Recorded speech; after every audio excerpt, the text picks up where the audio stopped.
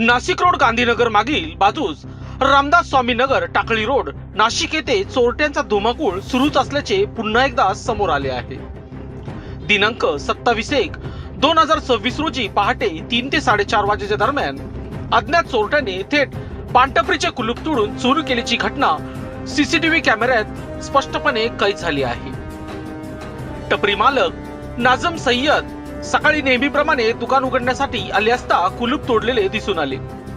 शंका बळावल्याने CCTV footage तपासले असता एक चोर निर्भयपणे कुलूप तोडून टपरीतील माल लंपास करताना दिसत आहे।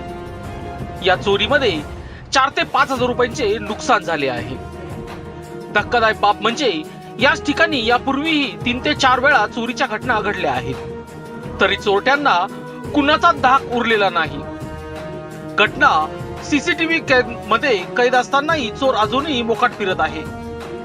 हे कायद्याच्या अंमलबजावणीवर गंभीर प्रश्नचिन्ह निर्माण करणारे आहे। परिसरात भीतीचे वातावरण असून वारंवार चोरी होऊनही ठोस कारवाई नाही। चोरट्यांचे मनोबल वाढले आहे।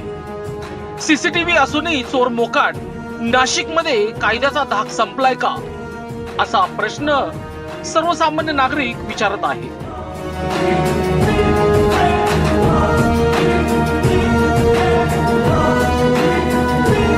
लोकशास्त्र न्यूज साठी विशेष प्रतिनिधी नाशिक रोड।